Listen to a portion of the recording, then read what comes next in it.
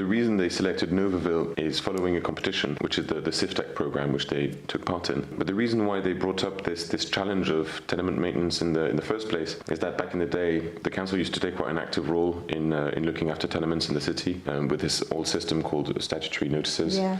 And so when that ended, the council set up a new cell designed to help homeowners, carry out common repairs. Pretty quickly, they realized that, homeowners actually wanted to do things themselves, to take charge, and the council could essentially advise and help them rather than really take the lead on things. As they started putting together this service, they thought that there might be sense in, working with technology companies to see if they could come up with a solution to sort of nudge people in the right direction and towards looking after their building better.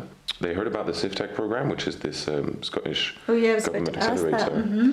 And that's through this program that eventually Novoville came to work with Edinburgh.